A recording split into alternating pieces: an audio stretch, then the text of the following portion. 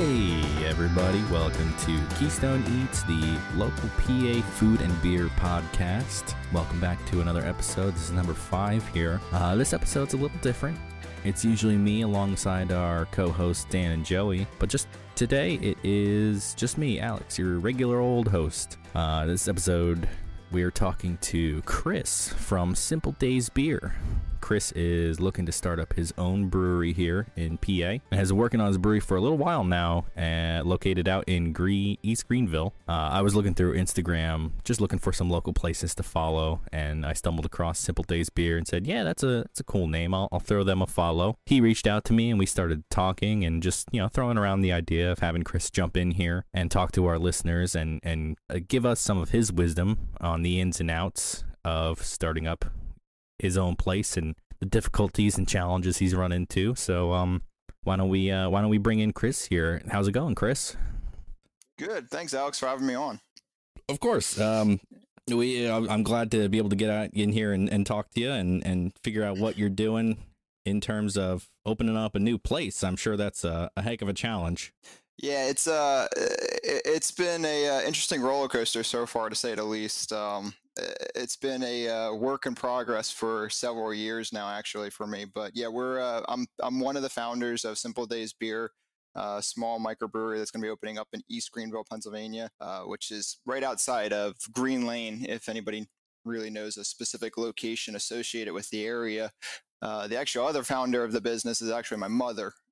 She's the co-founder of the business with me. And this is a project that we took on, and we're excited to be opening soon, hopefully. It's kind of hard to tell with the virus and everything. Everything going down right now. I was going to bring that up. I'm sure it's definitely a little up in the air too with everything going on. Yeah, it kind of, it's not really affecting me in regards to the location, the brewery itself. I'm not open yet.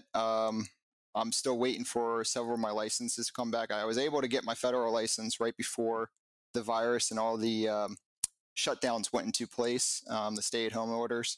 But with the PA government currently in the shutdown state, waiting for everything to kind of ease up and open up again, I'm still waiting for my PA license and my health inspection. So we have renovations going on that kind of just we'll halt it right as this was going down. So the place we're working in is kind of it's torn apart. It's getting ready to be put back together, and we're just waiting for, everything to, open up. So it's not really overall affecting me, but it is put a damper on the process so far. So, it is what it is. Yeah, I imagine a lot of stuff just kind of waiting on the sidelines, ready to go once we can get back into the swing of things. Yeah, pretty much that's what we're waiting for. We're waiting for to get the green light so we can start doing, what we want to do and do most, brew beer and, watch people drink it. So fair enough.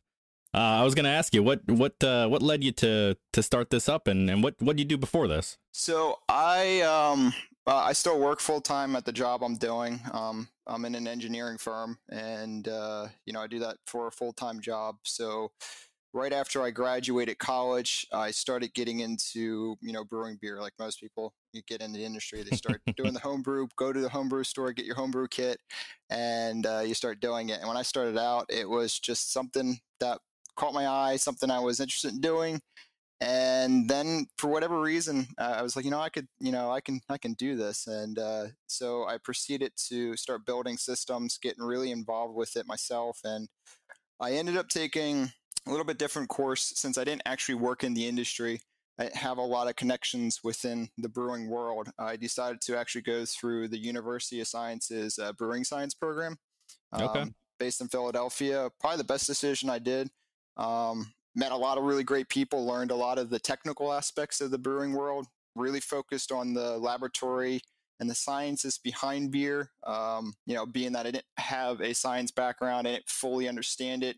You can read a lot of stuff, which is helpful, but this kind of took me into the further depths of it, gave me a lot more knowledge on it. So that's kind of right after that, I got involved with the local brewery that was starting up. I did my internship with them, right as they were building it. And probably the best move I did, because I got to see it from the foundation, everything being built before it was open, got involved with it. And after I was with them for about 6 months, That was about 2 years ago or so, 2.5 years ago. I decided that's it. I'm going to branch off. I'm going to start my own thing. And my journey trying to find a location, started there. So that's what really stemmed. It just started out as a hobby. And from there, I kind of took it and ran with it. And, I love it. So, I want to make a career out of it. Yeah, it's good you got in, got that base info, working under a place that is just starting up as well. It really gave you that step into moving into doing something you're on your own. Yeah, exactly. It was crazy that I was able to. It was literally 3 minutes down the road from where I work, my full-time job, Yeah. and I got into it.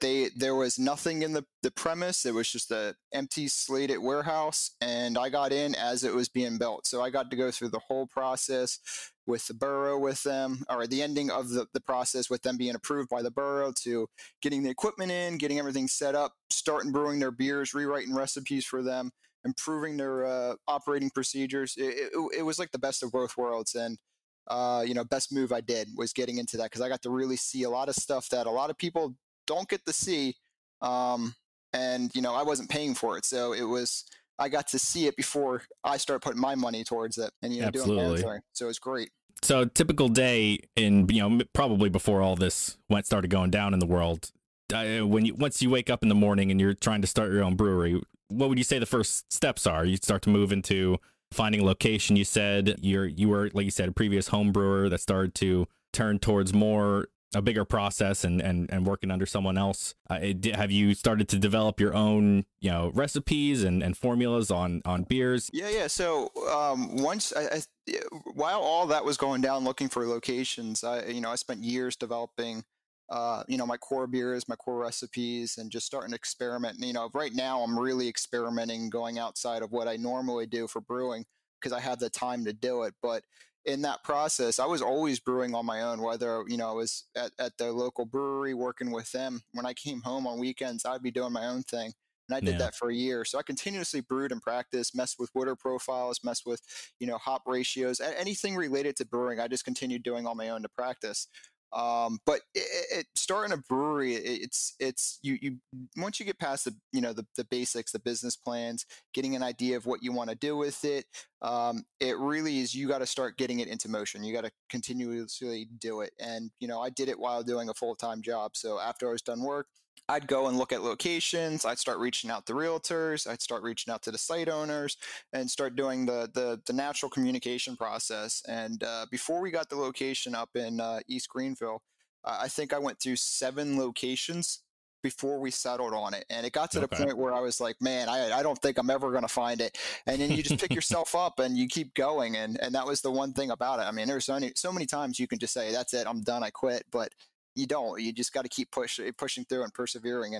And looking back on it, I thought it was hard then, and I'm like, oh, that was the easy part. The rest of the stuff hasn't even come yet. Yeah. But I think we met with our bank. We sat down with them the last time, and finally we've gone to the Grand Theater up in East Greenville. It's an old movie theater up there a bunch of times, and finally we said, hey, let's go back up there, take a look. And we start walking the streets and saw this little shop, and we looked in, and we both, me and my mom, we looked at each other and we're like, yep, this is it. Reached out to the owner, and she was all for it. Awesome. Yeah, I saw the picture on your Instagram. It looks like a nice little place there. Yeah, it's very cozy. It's a small place. I mean, we're a startup, so we understand that and everything, but it is very cozy. It's really cool. It's still got a lot of the original features to the building from when it was built. I mean, it was built in 1910, but it had several modifications throughout the years, and still got the storefront. It's got the original tin style roof inside it and everything. It's really nice. It's really cozy. Let's put it that way. We'll be getting pictures up later on our social media accounts for people to see, since right now no one can visit it. But it didn't require a ton of work, which was a nice thing about it and everything. But it is very cozy, which is cool. Yeah, it looks like something that you can really turn around and make a nice place out of it. And I'm excited to see what you got going on in there, because I'm sure it's going to look really nice on the inside. Yeah, I agree. So do you plan to have any food on location? Bring your own food, or I've So seen some places do partnerships with, like food trucks or anything. What you yeah, got? so we're registered as a brewery, so we're production brewing. I don't have to do anything food related; just have to be able to offer snacks to people on site. So we're Okay. actually going to partner with a couple of the people in the community that have small mom and pop restaurants within there. So every night, what I envision is one night dedicated to that individual restaurant in the community, and also pairing up with food trucks. That's the way we're going to bring food in and everything. We got parking in the back, so we can throw the food truck in the back if they want, or in front of the property, depending on if the borough allows it or not. That I haven't checked on yet, but we're still working that out. Yeah. So No, goal that is the sounds goal is awesome. goal is just to focus on making beer. That's what I went to school for. That's what I've been practicing all these years.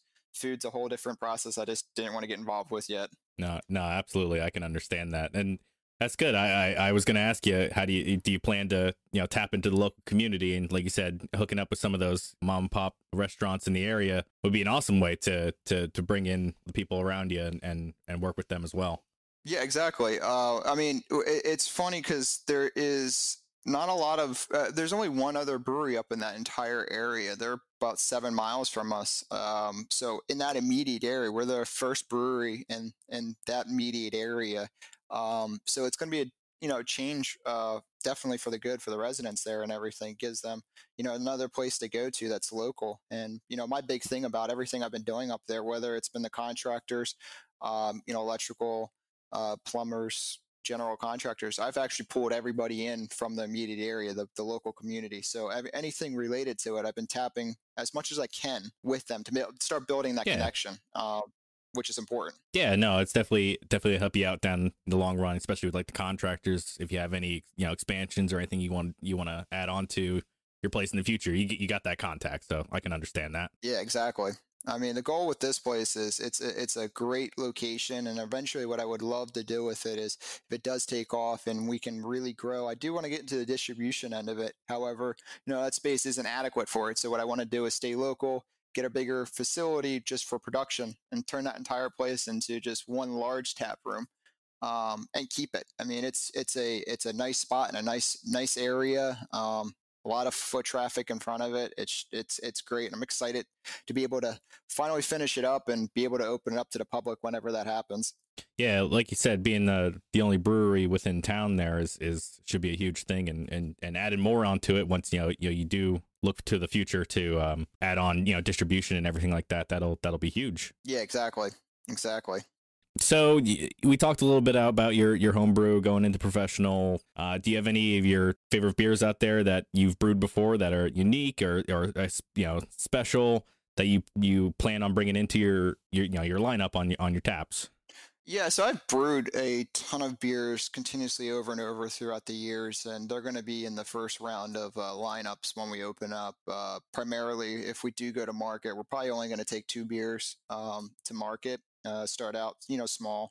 That way, we don't spread ourselves thin with it, and continuously focusing on, promoting them and getting them, outside the brewery. Yeah. Probably the craziest one. I have one crazy one, but one unique one. The unique one actually ends up being my Pilsner. I held off brewing the Pilsner because it's a beer that you can't really mess up. If you mess it up, you know it. Yeah. It's as brewers call it, it's the brewer's beer. So it's a beer that it doesn't have a lot to it, and it's a very clean, easy drinking beer. So if you mess your water profile up, you mess the hop profile up, but it was funny when I brewed it. I decided I waited several years to brew it. I had it on my mind, but I wanted to get and fine tune all of my practices before I did it because I wanted to make it perfect. And when I brewed it, I messed up the hop calculations when I was doing it. It was kind of funny. Ended up working out better because I was doing a new program, and usually I would do it through. I would check the program, via some calculations. Some calculations I got through the graduate program I went through, and I didn't check it, so I completely messed it up before I went in. So I'm quickly scrambling, redoing the hop ratios, and it came out perfect. And I have a couple buddies in the bartending world who will critique my beers. I bring my beers to local bars, and I'll give it to the bartenders, and sit Yeah. down, and I'm like, critique it all you want. And I waited like 3 weeks, and I got a message from him, and he's like, "Yeah, I'll take a case." And I never heard that from this guy before, and I was like, "Well, I actually did something." It was great. Yeah. So yeah, that's the Pilsner is a very good beer. I got a lot of people requesting it a lot. My stout I brew is pretty unique in itself in the process. When I brew it, it's a very easy drinking, very smooth beer. So that's also going to be one I'm going to take to market. So it's just going to be a Pilsner, a stout that I'm going to be promoting outside the brewery when I'm up and running, get to that stage of doing small amounts of distribution. But probably the craziest beer I've done so far is a beet saison. Wow. I'm not really into beets. The weirdest beer I think I've ever had. I mean, I've had a lot, but probably the weirdest one I remember significantly was several years ago. I don't know if you ever had it. Was Ballast Point Red Velvet. It's a Yes, I have. yeah, that English. It's like an English oatmeal stout that's on nitro or Yeah. something. I remember having it, and I was like, "Oh man, I don't know about this." And this previous year, I grew beets in the garden, and I sat there and looked at them like, "I don't know what I'm going to do with these things." And finally, I started messing around with them, trying to extract the deep, rich red pink tones from them without getting that really earthy, muddy taste. And I messed around with it, and I was able to do it. So I figured, hey, I think this is going to go good in a saison. So it's probably the craziest beer I've done so far. Definitely unique, definitely out there for me. But I'm excited to see how it turns out. Yeah, it definitely sounds like it would be a nice dark, like that pink red. Yeah, it would definitely bring it a good color for sure. Yeah, exactly. Yeah, it's they're bottle conditioning right now, so it's going to be another month or so, and we'll see how it turns out. It's definitely one of the craziest ways I've heard of using beets. It's different. Let's put it that way. Yeah, I can't imagine trying to get that muddy taste out. I feel like beets are always gonna have that earthy taste, and it's impressive that you're able to get that out of there. I said the same thing, and when I was messing with it, I figured the best way to do it is get rid of the skins, and I peeled them, and I was able to do it. Got to the point when the final stages of it before I extracted the liquid out of them, I could actually they were sweet. They weren't earthy, they weren't muddy tasting. So I was like, all right, well, it didn't come out half bad. So what the heck, I'm going to use the liquid and see what happens with it. So far, I mean, from when I taste it, it's not bad. It's not bad at all. Yeah, that definitely sounds like an interesting beer for sure. Do you have a favorite local brewery or a favorite go-to beer that you've been drinking? Local breweries, I go to everything. I don't stick with one location, sure. So I can't really say I have a favorite local. I'm not individual that the marketing industry hates because I never stick with one thing. I go to a place, try something new. Every time I go somewhere, get a new beer, see what's up, see what's good. Whether or not I like it or not, that's a different story. But no, one beer I go to a lot besides what I've been, I have a lot of beer on hand that I've brewed. I brewed a lot for a wedding that had to get canceled because of the coronavirus, got pushed out. Okay. So I've been drinking a lot of my own beers. But Troegs Perpetual, I drink that all the time. That's fair. Yeah, it's a good beer to go to. Within the craft world, it's one of my go-tos for sure. Yeah, I had a case of their hop pans. Okay. We just talked about it in one of our recent episodes, and that's another one that I could drink all the time. It's they know how to hop a beer, that's for sure. Yeah, exactly. And their beers, no matter what, I've always loved them. They come out great, and I always find out I'm buying the Perpetual. It's one of those things I go in, don't even think about it, I get it, and come home like, oh, did it again. Well, at least you're not buying a bad beer. Exactly.